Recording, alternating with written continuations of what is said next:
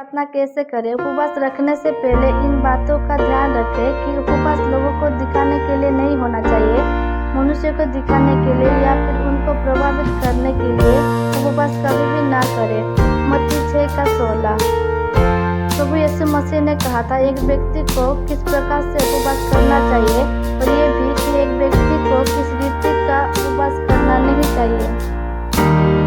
यदि आप लोगों को दिखाने के लिए उपवास कर रहे हैं तो आपको आपके स्वर्गीय पिता परमेश्वर जो कि गुप्त की बातें को देखते हैं उनसे आपको कोई भी प्रतिफल नहीं मिलेगा।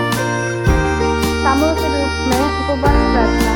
बाइबल में ऐसे अनेक उदाहरण हैं जहाँ पर हम देख सकते हैं कि लोग सामूहिक रूप से उपवास प्रार्थना किया करते थे और फिर परमेश्वर उन्हें उस उपवास प्रार्थना का उत्तर भी दिया करते थे। जैसे कि निंदे के लोगों ने जब सामूहिक रूप से उपवास प्रार्थना करके परमेश्वर से क्षमा मांगा, यूहन्ना की किताब, तो परमेश्वर ने उन लोगों को पूरे देश को नाश करने का जो निर्णय लिया था उसे फिर नाश नहीं किया। और राजा यहोशू के विषय में भी हम जान पाते हैं जब उस पर शत्रु ने चढ़ाई किया तब उसने उपवास के साथ प्रार्थना किया और परमेश्वर ने उसको शत्रु पर विजय किया। अकेले में उपवास प्रार्थना। हम सभी को अकेले में भी उपवास प्रार्थना करना चाहिए जो कि हमारा व्यक्तिगत उपवास प्रार्थना हो।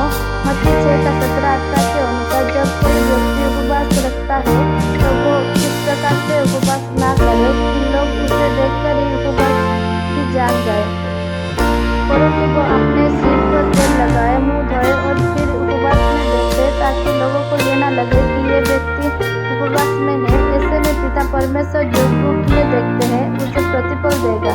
उपवास के साथ प्रार्थना। उपवास करना कोई भूख हड़ताल करना नहीं होता है कि आप दिन भर कुछ खाते पीते नहीं है फिर शाम होते ही भरपेट खाना खा लेते हैं। जिस दिन आपने उपवास रखा उस दिन सुबह थोड़ी देर प्रार्थना कर लेते हैं और फिर शाम को प्रार्थना करके उपवास खोल लेते हैं। ये किसी भी प्रकार से उपवास प्रार्थना नहीं है।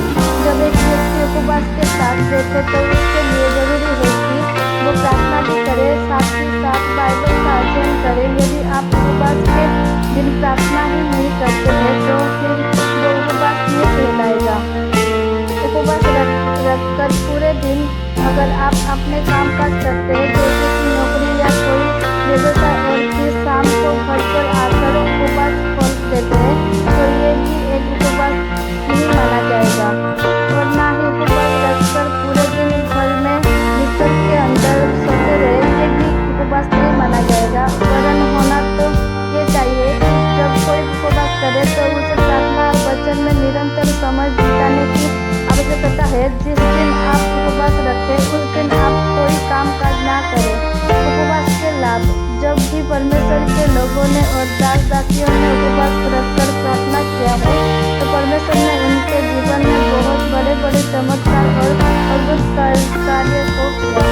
अगर आप एक सही मकसद से उपवास प्रार्थना करते हैं तो वो उपवास एक बड़े काम या आशीष को अपने जीवन में लेकर आती है।